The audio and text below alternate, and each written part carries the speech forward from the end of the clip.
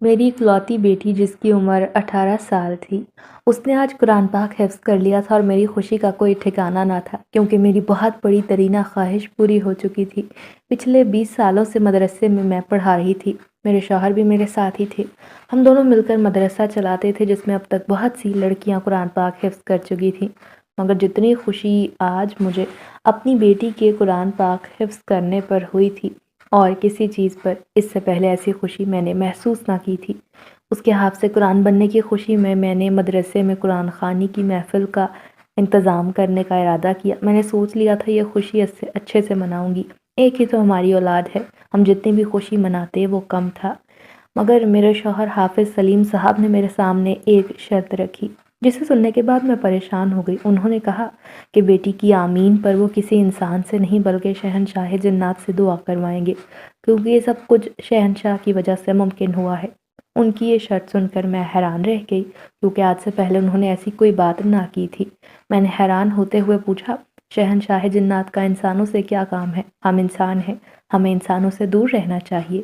یہ سنتے ہی انہوں نے انتہائی غصیلی نظر مجھ پر ڈالی اور سخت لہجے میں کہا، تمہیں جس بات کا علم نہیں اس کے بارے میں بات کرنے سے گریز کیا کرو۔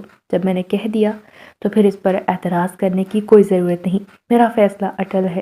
ہماری بیٹی کی آمین کی محفل میں دعا کرنے شہنشاہ جنات ہی تشریف لائیں گے۔ نہ جانے سلیم کو کیا ہو گیا، وہ ایسے تو ہرگز نہ تھے۔ ہم دونوں نے ہمیشہ ایک دوسرے سے محبت اور امن کے ساتھ وقت گزارا تھا، مگر اب تو سلیم کا رویہ کچھ بدلنے لگا تھا۔ میں نے خاموش ہو جانا ہی مناسب سمجھا۔ آج زویا بھی بہت خوش تھی۔ وہ ہمیشہ سے پڑھائی میں بہت اچھی تھی، آج اسے اپنی محنت کا پھل مل گیا تھا۔ میں نہ چاہتی تھی کہ ہم دونوں میاں بیوی کے درمیان کوئی بحث ہو جائے جس سے ہماری بیٹی پریشان ہو، مگر سلیم صاحب کی شرط میرے لیے حیران کن تھی۔ ایسا تو میں نے کبھی خواب میں بھی نہ سوچا تھا۔ میں مدرسے کے کاموں میں لگی تھی، میرے ساتھی کولیگز بھی موجود تھیں جو مجھے بار بار بیٹی کے حفظ کرنے پر مبارکباد دے رہے تھے۔ میری انتہائی قریبی دوست ماریا نے مجھے خاموش دیکھا تو موقع پا کر فکرمندانہ انداز میں پوچھا، کیا ہو گیا، آج کیوں اداس ہو؟ آج تو خوشی کا موقع ہے نا، تمہیں خوش ہونا چاہیے۔ میں نے اس کی بات سن کر زبردستی مسکراتے ہوئے کہا، نہیں ایسی کوئی وجہ نہیں، میں بالکل مطمئن ہوں، بس سوچ رہی ہوں کہ اللہ پاک نے ہمیں کتنی بڑی سعادت سے نوازا ہے کہ میری بیٹی نے قرآن پاک حفظ کر لیا۔ اپنی باتوں سے تو میں نے اپنی سہیلی کو مطمئن کر دیا تھا، مگر میں ابھی بھی پریشان تھی۔ پھر میں اپنی رہائشی حصے کی طرف آ گئی۔ مدرسے کے 2 حصے تھے، ایک حصے میں درس و تدریس کا کام ہوتا، اس کی اوپر والی عمارت میں بچیوں کا ہاسٹل تھا جس کے انتظامات کے لیے میں نے وقتی طور پر 2 خواتین کو رکھا تھا۔ طاہرہ اور ماریہ میرے ساتھ مل کر مدرسے کے تمام معاملات دیکھتی تھیں اور بیرونی معاملات میں نے اپنے شوہر کے ذمے لگائے تھے۔ اپنے کمرے میں آئی تو یہ دیکھ کر حیران رہ گئی، سلیم صاحب پہلے سے ہی موجود تھے۔ مجھے دیکھ کر انہوں نے کسی قسم کا کوئی رد عمل ظاہر نہ کیا اور خاموش رہے۔ شاید ایسا پہلی بار ہوا تھا کہ میں نے ان کی کسی بات سے اختلاف کیا، اسی لیے ان سے یہ برداشت نہ ہو رہا تھا۔ میں نے خود کو کچن میں مصروف کر لیا کیونکہ میں ہرگز نہ چاہتی تھی کہ خوشی کے دن ہم دونوں میاں بیوی کے درمیان لڑائی ہو جائے۔ رات کے کھانے کے بعد میں نے معمول کے مطابق نماز پڑھی اور وظائف کرنے کے بعد سونے کو لیٹ گئی۔ سلیم صاحب اب تک مسجد سے نہ آئے تھے۔ حسب معمول میں نے ان کی واپسی کا انتظار نہ کیا اور سونے کو لیٹ گئی۔ کچھ دیر بعد مجھے ان کے قدموں کی آواز سنائی دی، وہ بھی گھر واپس آ چکے تھے۔ ان کے آنے کے بعد میں مطمئن ہو گئی اور پھر مجھے پتہ نہ چلا میں کب گہری نیند میں کھو گئی۔ رات کا نہ جانے کون سا پہر تھا جب اچانک میری آنکھ کھلی۔ میں نے کروٹ لی اور دوبارہ سونے کی کوشش کرنے لگی، مگر یہ دیکھ کر حیران رہ گئی سلیم صاحب اپنے بستر پر موجود نہ تھے۔ میں فوراً اٹھ بیٹھی کہ اس وقت کہاں چلے گئے۔ میں نے فکرمندی سے سوچا کیونکہ ایسا کبھی نہ ہوا تھا وہ رات گھر سے باہر رکے ہوں، کیونکہ وہ ہمیشہ شام کو گھر واپس آ جاتے ہیں۔ مجھے ان کی فکر ہو رہی تھی۔ میں بستر سے نیچے اتری، ادھر ادھر انہیں تلاش کرنے لگی۔ ٹوائلٹ میں بھی انہیں دیکھ لیا مگر وہ موجود نہ تھے۔ میں کمروں سے باہر نکل آئی اور یہ دیکھ کر حیران رہ گئی وہ گھر کے پچھلے حصے میں ایک پیڑ کے نیچے زمین پر بیٹھے تھے۔ انہیں اس حالت میں دیکھ کر میری تو آنکھیں کھل گئیں۔ رات کے اس پہر وہ یہاں کیا کر رہے تھے یہ تو مجھے ٹھیک سے دکھائی نہ دیا کیونکہ ان کی پشت میری جانب تھی۔ کتنے لمحات تک تو میں سن کھڑی رہی، مجھے اپنی آنکھوں پر یقین نہ آیا۔ میں انہیں اس حالت میں دیکھ کر ذہنی طور پر الجھ گئی تھی، کچھ سمجھ نہ آ رہا تھا کیا کروں۔ سر دونوں ہاتھوں سے تھام کر کمرے میں آ گئی، مجھے چکر آ رہے تھے۔ آنکھوں کے آگے اندھیرا لگنے لگا تھا۔ کمرے میں رکھے جگ سے میں نے پانی لیا اور پینے لگی، پھر بھی سر گھومتا رہا۔ میں جس حالت میں اپنے شوہر کو دیکھ کر آ رہی تھی، نہ جانے کیوں یقین نہیں آ رہا تھا۔ میں نے یہی تو سنا تھا کہ رات کے پچھلے پہر پیڑوں کے نیچے عموماً لوگ بیٹھ کر مختلف قسم کے جادوئی عمل کرتے ہیں جن کا تعلق کالے علوم سے ہوتا ہے۔ قدموں کی آواز سنائی دے رہی تھی جس کا مطلب تھا وہ کمرے میں واپس آ رہے ہیں۔ میں کروٹ بدل کر لیٹ گئی اور آنکھیں بند کر لیں۔ میں نہیں چاہتی تھی کہ انہیں اس بات کا علم ہو کہ میں نے انہیں دیکھ لیا ہے۔ جب تک میں پوری معلومات حاصل نہ کر لیتی ان سے کوئی بات نہ کر سکتی تھی۔ وہ تو سو گئے مگر مجھے پوری رات نیند نہ آئی۔ ہماری شادی کو 20 سال ہو گئے تھے۔ میں نے کبھی ان میں کوئی ایسی بات نہ دیکھی تھی جو خلاف مذہب ہو۔ وہ دیندار اور نیک انسان تھے مگر آج میرا دل بہت بری طرح سے ٹوٹا۔ مجھے ایسا لگ رہا تھا کہ اتنے برسوں سے دھوکے میں زندگی گزار رہی تھی۔ میں نے سچ جاننے کا فیصلہ کر لیا تھا۔ اس کے لیے ضروری تھا کہ میں اپنا منہ بند رکھوں، خفیہ طور پر جاننے کی کوشش کروں۔ صبح سویرے مدرسے کی سرگرمیاں شروع ہو جاتی۔ ہم صبح جلدی اٹھنے کے عادی تھے۔ دوپہر تک میں بچوں کو پڑھانے میں مصروف رہی۔ جب تھوڑی فرصت ملی تو ماریا میرے پاس آ کر بیٹھ گئی۔ آج مجھ سے وہ یہی پوچھ رہی تھی کہ مجھے کیا پریشانی ہے۔ میں نے سمجھایا کہ مجھے کوئی پریشانی نہیں، بس میرے سر میں درد ہے۔ میں ابھی خود سلیم صاحب کی حقیقت نہیں جانتی تھی تو کسی سے کوئی بات نہیں کر سکتی تھی۔ میری بیٹی زویا تو پورے مدرسے میں چہکتی پھر رہی تھی، بہت خوش تھی۔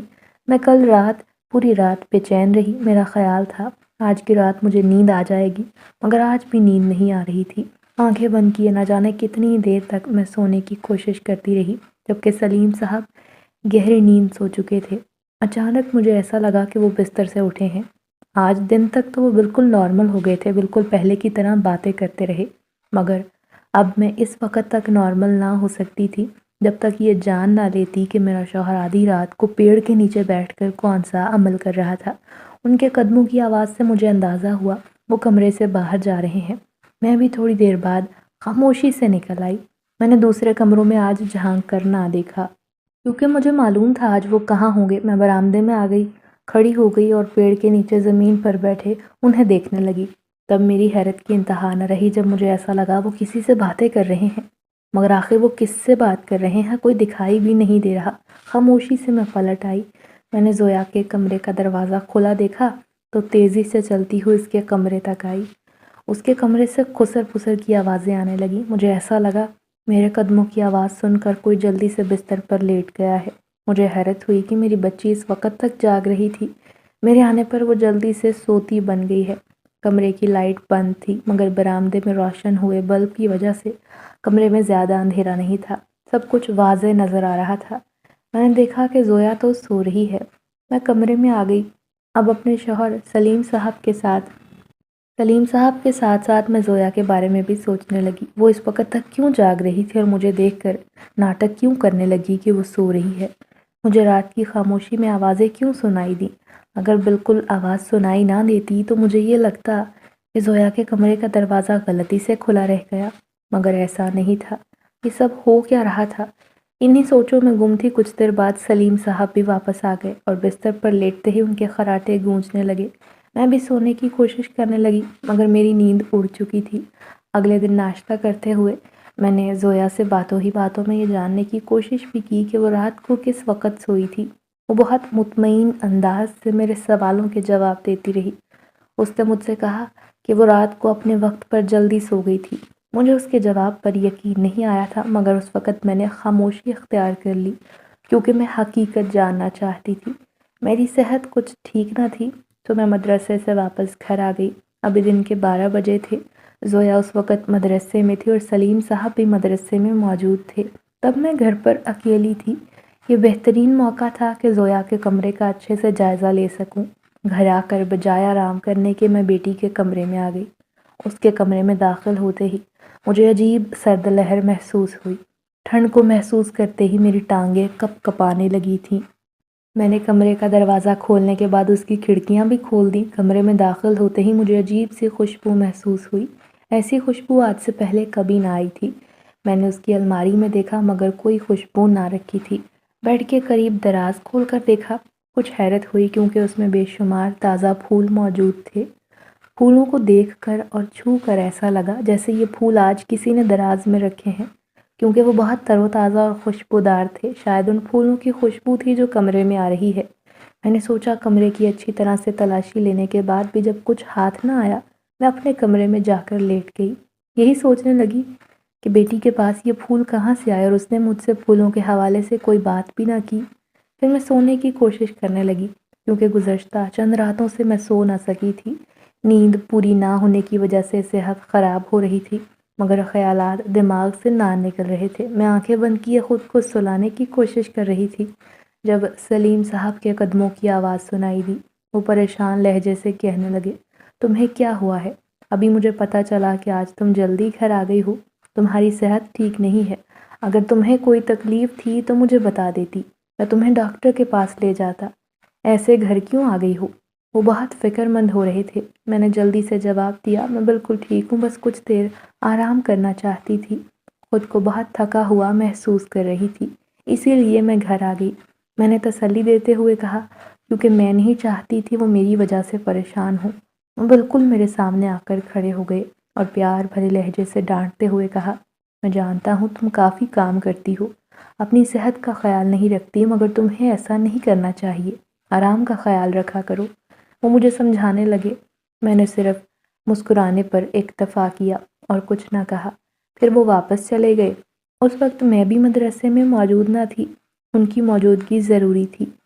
لڑکیوں کا ایک مدرسہ ہم چلا رہے تھے، مگر اس میں شک نہیں تھا میں اپنے میاں کی مدد کے بغیر یہ کام نہ کر سکتی تھی، مگر مجھے ان پر جتنا اعتماد تھا وہ ختم ہوتا جا رہا تھا، کیونکہ میں تو انہیں ہمیشہ نیک اور سچا مسلمان سمجھتی آئی تھی، مگر نہ جانے کیوں اب لگا کہ میں غلطی پر تھی۔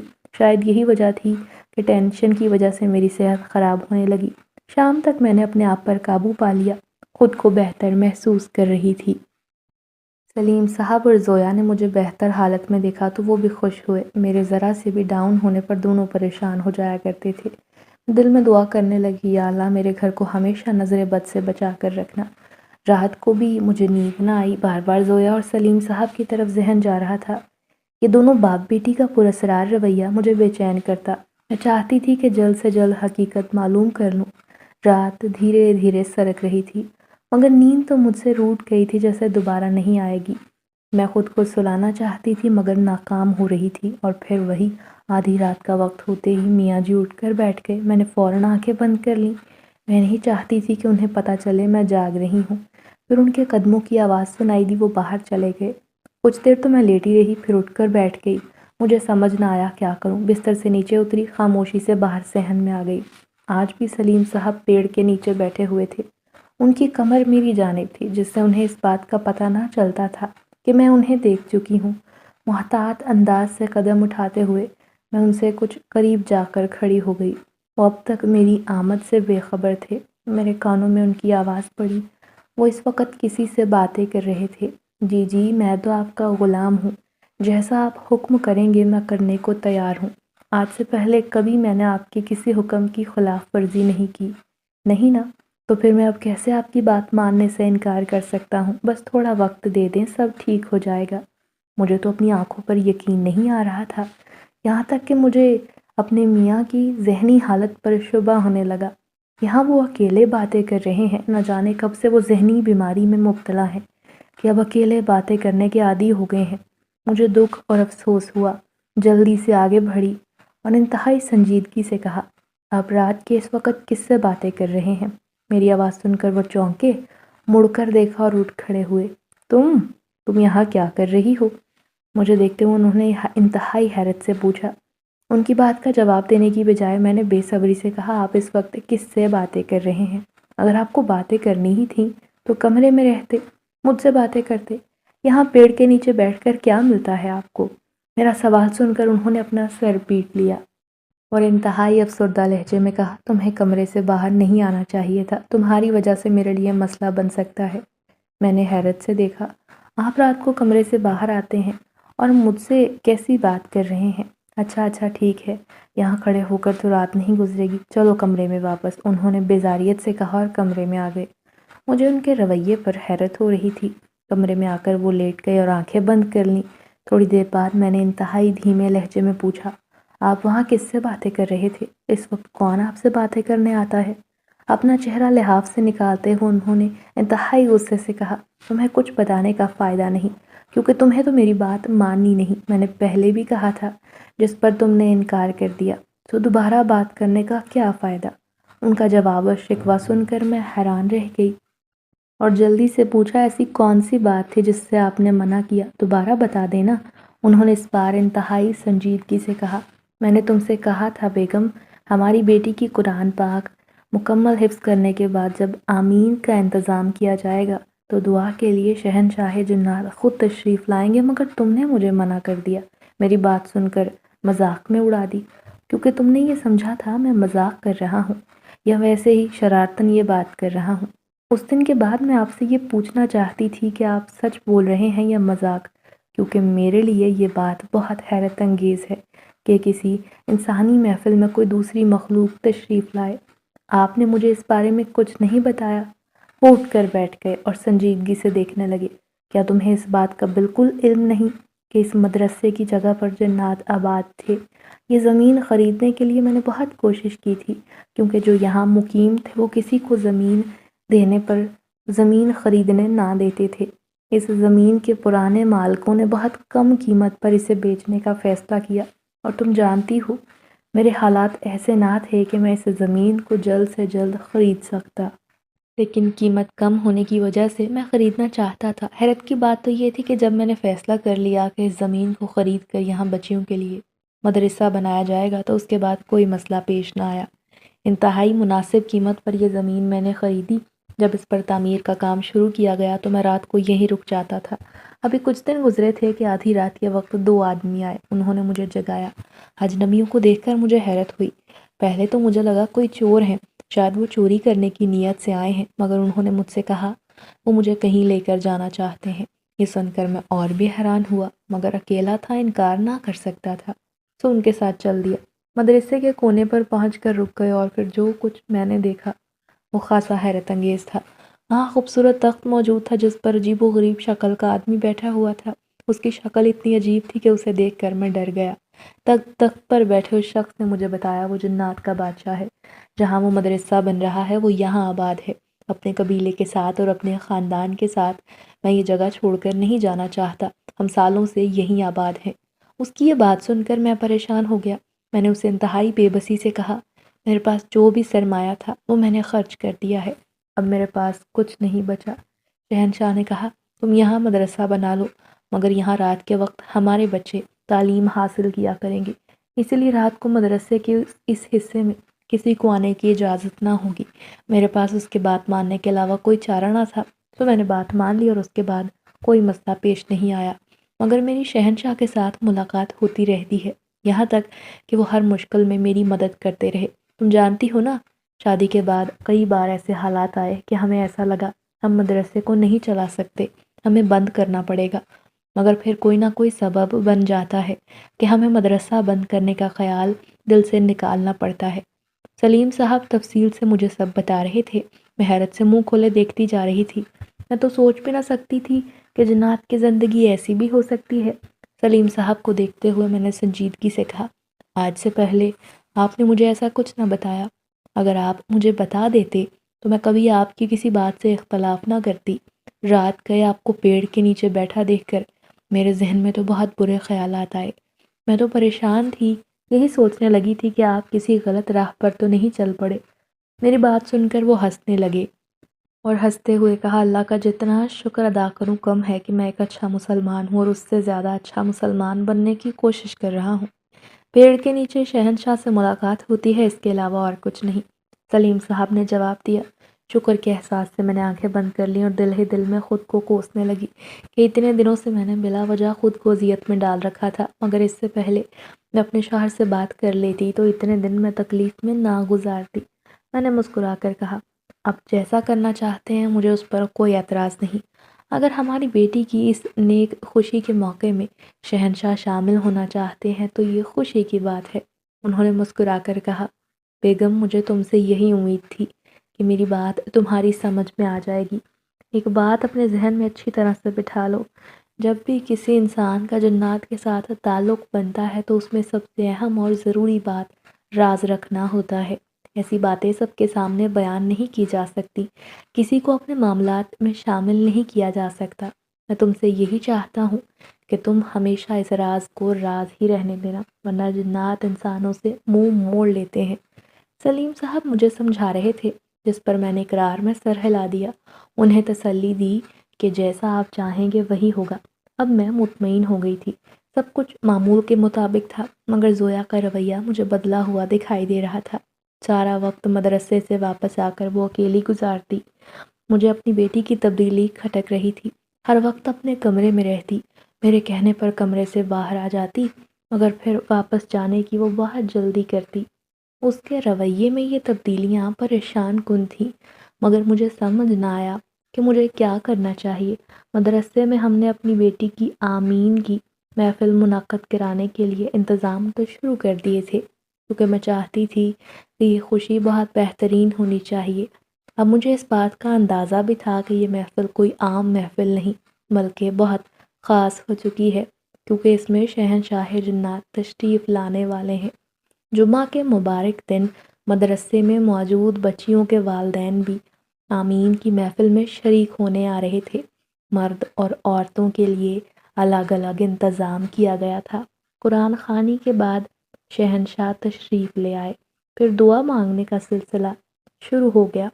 عورتوں کو بھی شہنشاہ کی آواز سنائی دے رہی تھی۔ اللہ جانے ان کی آواز میں ایسی کیا کشش تھی کہ ہر کوئی مکمل طور پر ان کی طرف متوجہ تھا، مگر جب میں نے زویا کو دیکھا تو میں حیران ہو گئی۔ مرد اور عورتوں کے الگ الگ انتظام ہونے کی وجہ سے ہمیں بالکل اندازہ نہیں تھا کہ مرد تعداد میں کتنے ہیں، مگر مجھے زویا کی حرکت نے پریشان کیا۔ وہ سب کی نگاہوں سے چھپ چھپا کر مردوں کی طرف جھانک کر دیکھ رہی تھی اور اپنی اس حرکت پر بجائے شرمندہ ہونے کے خوش نظر آئی۔ مجھے اس پر شدید غصہ آیا، مگر یہ موقع اور وقت ایسا نہیں تھا کہ میں اسے ڈانٹ سکتی، کیونکہ اس وقت مہمانوں کی بھاری تعداد مدرسے میں موجود تھی۔ دھیرے دھیرے قدم اٹھاتے میں اس کے قریب جا کر کھڑی ہو گئی اور جھانک کر دیکھنے لگی کہ وہ کیا دیکھ کر خوش ہو رہی ہے۔ عورتوں کے لیے ایک بہت بڑے ہال میں انتظام کیا گیا تھا، جبکہ مردوں کے لیے مدرسے کے کھلے صحن میں پردے کا خیال رکھتے ہوئے کمروں کے سامنے ٹینٹ لگا دیے گئے تھے، اور ایک ٹینٹ کے پھٹے ہوئے چھوٹے سے حصے سے زویا جھانک کر دیکھ رہی تھی۔ جب میں نے جھانک کر دیکھا تو یہ دیکھ کر دنگ رہ گئی۔ سامنے اسٹیج پر شہنشاہ بیٹھے ہیں، ان کے ساتھ ایک خوبصورت نوجوان بھی براجمان ہے۔ اس کے چہرے پر بھی ہلکی مسکراہٹ تھی۔ مجھے کچھ تو غلط ہونے کا احساس کھٹکا۔ زویا سر جھکائے کھڑی تھی اور پھر تیزی سے قدم اٹھاتے ہوئے کمرے میں پہنچ گئی۔ اس وقت اس سے کوئی بات کرنا مناسب نہ تھا۔ شام تک ہم مدرسے میں مصروف رہے۔ تمام کاموں سے فارغ ہو کر میں رہائشی حصے میں آ گئی، کیونکہ بہت زیادہ تھک چکی تھی۔ زویا مجھ سے پہلے ہی آ گئی تھی، کیونکہ تھکاوٹ کی وجہ سے وہ خود کو بیمار محسوس کرنے لگی تھی۔ اس کے کمرے میں جھانک کر دیکھا تو وہ سو رہی تھی۔ جب میں اپنے کمرے میں داخل ہوئی تو یہ دیکھ کر حیران رہ گئی کہ سلیم صاحب پہلے ہی کمرے میں موجود ہیں۔ آنکھیں بند کیے بیڈ سے ٹیک لگائے نہ جانے کن خیالوں میں کھوئے ہوئے تھے۔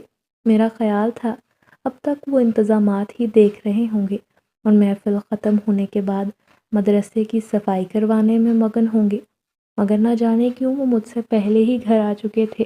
حیران ہوتے ہوئے میں نے فوراً پوچھا، آپ کی صحت تو ٹھیک ہے نا؟ سب کام چھوڑ کر یہاں کیوں آ گئے ہیں؟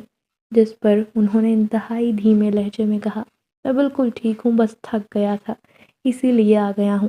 میں نے فکر مندی سے ان کے چہرے کو دیکھا، کبھی بھی ایسے نرم اور بے بس لہجے سے انہوں نے یہ بات نہ کی تھی۔ کوئی بات ضرور تھی، شاید وہ اس وقت مجھے بتانا نہ چاہتے ہوں۔ پھر میں نے بھی اصرار نہ کیا، کچھ دیر تک ان کے ساتھ باتیں کرتی رہی اور پھر میں زویا کے کمرے میں آ گئی۔ میں نے دیکھا وہ اس وقت سو نہ رہی تھی بلکہ ٹیک لگائے بیٹھی تھی۔ مجھے دیکھتے ہی اس کے چہرے پر عجیب سے تاثرات دکھائی دیے، جیسے وہ گھبرا گئی ہے۔ وہ مسکرا کر اس کی طرف دیکھتے ہوئے میں نے پوچھا، آج تم بہت زیادہ تھک گئی تھی، اس سے پہلے جب میں تمہارے کمرے میں آئی تم سو رہی تھی۔ میں تم سے پوچھنے آئی تھی بیٹا کہ تمہاری صحت ٹھیک ہے نا؟ مسکرا کر میں نے پوچھا۔ میں نہیں چاہتی تھی کہ اسے ذرا سا بھی شک ہو کہ میں جاننے کی کوشش کر رہی ہوں۔ کمرے میں عجیب سی خوشبو پھیلی ہوئی تھی۔ سانسوں کے راستے خوشبو کو سونگھتے ہوئے میں نے آس پاس دیکھا اور پھر میں نے زویا سے پوچھا، یہ خوشبو کیسی ہے؟ جب بھی تمہارے کمرے میں آؤ یہی خوشبو آتی ہے، یہ کہاں سے لے کر آئی ہو؟ تم جانتی ہو نا تمہارے ابا کو عورتوں کا زیادہ تیز خوشبو لگانا ہرگز پسند نہیں۔ میری بات سن کر اس نے کچھ دیر سوچا اور پھر تیزی سے کہا، مجھے تو کچھ محسوس نہیں ہو رہا، کوئی خوشبو نہیں آ رہی۔ آپ سچ بول رہی ہیں، میں سو گئی تھی کیونکہ میں بہت زیادہ تھک گئی تھی۔ ابھی اٹھی ہوں کیونکہ مجھے پانی پینا تھا اور اب دوبارہ سونے لگی ہوں۔ مجھے بہت نیند آ رہی ہے۔ ایک لمبی جمائی لیتے ہوئے زویا نے کہا اور بستر پر لیٹ گئی۔ میں کمرے سے باہر آ گئی تھی مگر مجھے کچھ سمجھ نہ آ رہی تھی۔ زویا کا رویہ بہت حیرت انگیز تھا۔ کمرے میں آئی تو سلیم صاحب اب تک جاگ رہے تھے۔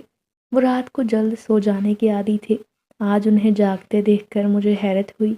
2 دن گزر گئے تھے مگر سلیم صاحب اسی طرح اداس اور پریشان تھے۔ میرے بار بار پوچھنے پر بھی کچھ نہ بتاتے۔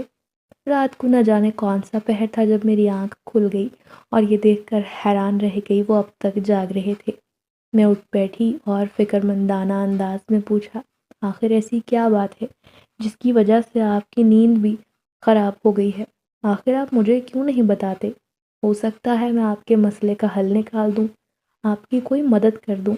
انہوں نے مجھے دیکھ کر انتہائی بے بس لہجے میں کہا، میں خود کو بہت مجبور محسوس کر رہا ہوں۔ اس سے پہلے ایسا کبھی نہ ہوا تھا مگر میں نہیں جانتا کہ میرے ساتھ ہی یہ کیوں ہو رہا ہے۔ میں نے دوبارہ اپنی بات پر زور دیتے ہوئے کہا، جب تک آپ مجھے کچھ بتائیں گے نہیں، مجھے کیسے معلوم ہوگا کہ آپ کا مسئلہ کیا ہے؟ آپ کیوں خود کو مجبور محسوس کر رہے ہیں؟ کچھ دیر وہ سوچتے رہے پھر انتہائی دھیمے لہجے میں بولے، تم جانتی ہو نا اس دن ہماری بیٹی کی دعا محفل میں دعا کرنے شہنشاہ تشریف لائے تھے مگر وہ اکیلے نہ تھے، ان کے ساتھ ان کا جوان بیٹا بھی تھا۔ شہنشاہ نے جانے سے پہلے مجھ سے میری اکلوتی بیٹی کا رشتہ اپنے بیٹے کے لیے مانگا ہے۔ سلیم صاحب کی بات سن کر تو حیرت سے میرا منہ کھل گیا۔ حیران ہوتے ہوئے میں نے پوچھا، یہ کیسے ممکن ہے؟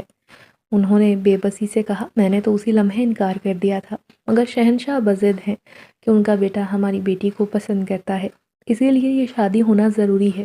مجھے تو زمین و آسمان گھومتے محسوس ہو رہے تھے۔ میں نے کبھی ایسا سوچا بھی نہ تھا کہ ہمیں ایسی حالت کا سامنا کرنا پڑے گا۔ میں بہت زیادہ ڈر گئی تھی کیونکہ نہیں جانتی تھی کہ ہمیں جنات کے ساتھ کیسے مقابلہ کرنا ہے۔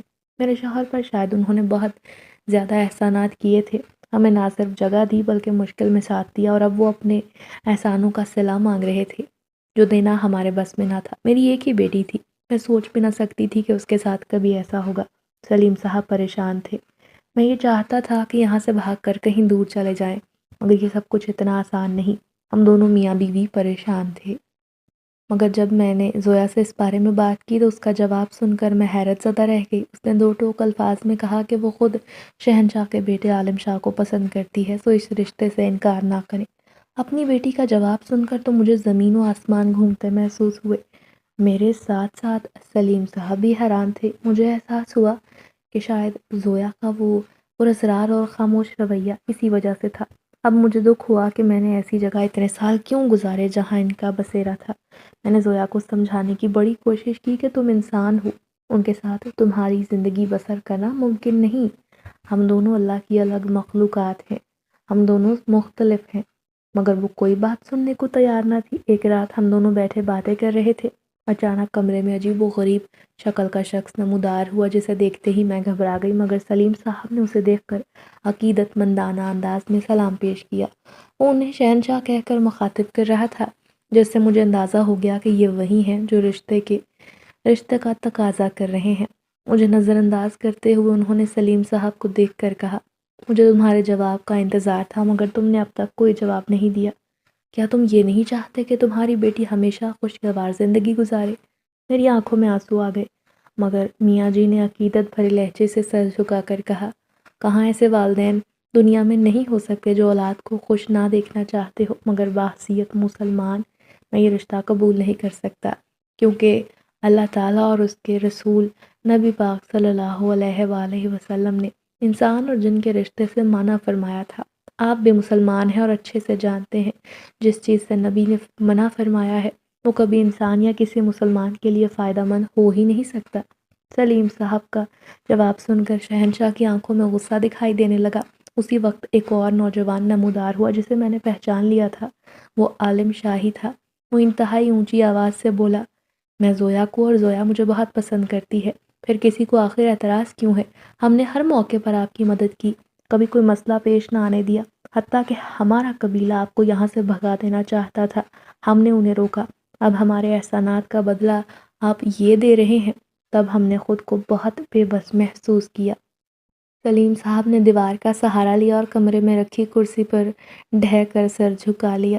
شہنشاہ نے ہمیں دیکھتے ہوئے فیصلہ کن لہجے سے کہا، بہت جلد میں دوبارہ آؤں گا اور اب کی بار انکار نہیں سن سکتا۔ جلد سے جلد شادی کی تیاریاں شروع کرو کیونکہ اب شادی ہو جانی چاہیے، پہلے ہی بہت دیر ہو چکی ہے۔ یہ کہتے ہی وہ دونوں ہماری نگاہوں کے سامنے سے غائب ہو گئے۔ تب زویا کمرے میں داخل ہوئی، وہ بھی غصے میں دکھائی دے رہی تھی۔ ہماری حالت کو نظر انداز کرتے ہوئے زویا نے انتہائی غصے سے کہا، آپ دونوں کو کس بات پر اعتراض ہے آخر؟ میں اپنی مرضی سے شادی کر رہی ہوں، مگر شاید آپ دونوں میاں بیوی یہ نہیں چاہتے کہ میں ہنسی خوشی اور اپنی مرضی سے زندگی جیوں۔ زویا کا لہجہ اور رویہ دونوں ہی تکلیف دہ تھے۔ اپنی چند دن کی محبت کی خاطر وہ ہمیں برا بھلا کہہ رہی تھی۔ وہ غصے سے پیر پٹکتی کمرے سے نکل گئی۔ میں نے انتہائی بے بسی سے سلیم صاحب کو دیکھا۔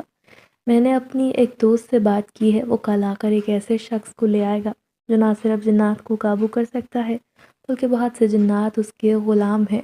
دیکھنا کچھ نہ کچھ ہو جائے گا۔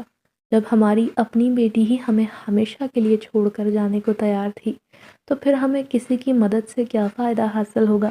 خیر، اگلے دن صبح سویرے سلیم صاحب کے دوست حمزہ ایک بزرگ کے ساتھ ہمارے گھر آئے۔ ہمیں انہیں سارا واقعہ تفصیل سے بتایا، جسے سننے کے بعد وہ بزرگ انتہائی محبت بھرے لہجے میں بولے، جنات کو اللہ تعالیٰ نے آگ اور دھوئیں سے پیدا فرمایا ہے، تو جنات کے اندر انسانوں سے بالکل مختلف عادات و خصائل پائے جاتے ہیں۔ دوسروں کو تنگ کرنا، عموماً شر پھیلانا، جنات کا پسندیدہ ترین مشغلہ ہے، اسی لیے ان سے دور رہنے کی کوشش کی جانی چاہیے۔ بڑے بزرگ کہا کرتے تھے کہ جنات کی دوستی اور دشمنی دونوں ہی انسانوں کے لیے مہنگی ہوتی ہے۔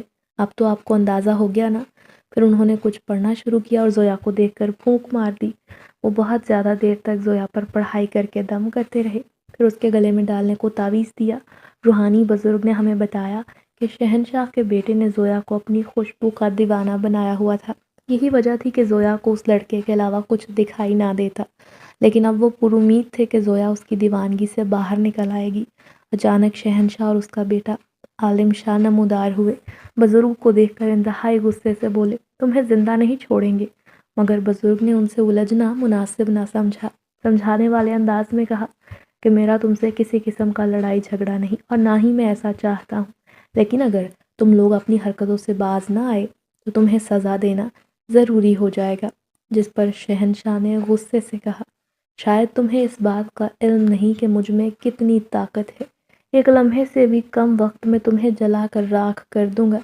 بزرگ نے انتہائی تحمل سے کہا، شاید تمہیں بھی اس بات کا علم نہیں کہ میں انسان ہوں۔ اللہ نے مجھے اشرف المخلوقات پیدا کیا ہے، میرے پاس اس پاک ذات کی بہترین کتاب اور اس کا کلام موجود ہے، اسی کے ذریعے ہی تم تک میں پہنچ جاؤں گا۔ کچھ دیر دونوں میں بحث و مباحثہ ہوتا رہا، پھر بزرگ نے ہاتھ کے اشارے سے شہنشاہ جنات اور اس کے بیٹے کو اشارہ کیا۔ دونوں خود کو پنجرے میں قید محسوس کرنے لگے۔ بزرگ نے کہا، میں دونوں کو قید نہیں کرنا چاہتا، اپنی زندگی آرام سے گزارو، مگر اگر تم لوگوں نے اس خاندان کا پیچھا نہ چھوڑا تو مستقل ہمیشہ کے لیے قیدی بنا دوں گا۔ شہنشاہ نے دکھی لہجے میں کہا، ہم اس خاندان کا پیچھا صرف اس شرط پر چھوڑ سکتے ہیں جب یہ ہماری زمین کو چھوڑ دیں جہاں صدیوں سے ہم اور ہمارے آباء و اجداد آباد ہیں۔ روحانی بزرگ کے بولنے سے پہلے سلیم صاحب نے تیزی سے کہا، مجھے کوئی اعتراض نہیں، میں یہ جگہ چھوڑ کر چلا جاؤں گا۔ فیصلہ ہو گیا تھا جس پر کسی کو کوئی اعتراض نہ تھا۔ بزرگ نے شہنشاہ جنات اور عالم شاہ کو رہا کر دیا۔ ان کے جانے کے بعد بزرگ نے کہا، خدا کی زمین بہت بڑی ہے، تمہیں کہیں بھی ٹھکانہ مل جائے گا، اس ویران علاقے سے دور جا کر رہنا تمہارے لیے فائدہ مند ہوگا۔ بزرگ تو چلے گئے مگر ہم خوش تھے کہ ہماری جان ان سے چھوٹ گئی۔ زویا بالکل پہلے جیسی ہو گئی تھی، ایسا لگتا تھا کہ اسے پرانے واقعات بالکل یاد نہیں۔ بہت جلد ہم نے وہ جگہ، وہ گھر اور مدرسہ چھوڑا اور ایک قصبے میں ایک بڑا سا گھر کرائے پر لیا، اب وہیں رہتے ہیں۔ مدرسہ تو ہم ابھی بھی چلا رہے ہیں، مگر آج جب کبھی بھولے سے بھی پرانے واقعات کو یاد کرتی ہوں تو خوف کی لہر ریڑھ کی ہڈی میں دوڑ جاتی ہے مگر اب تو میری بیٹی کی شادی ہو چکی ہے اور اللہ کے کرم سے وہ اپنے گھر میں شاد و آباد ہے، مطمئن ہے، بچوں والی ہے۔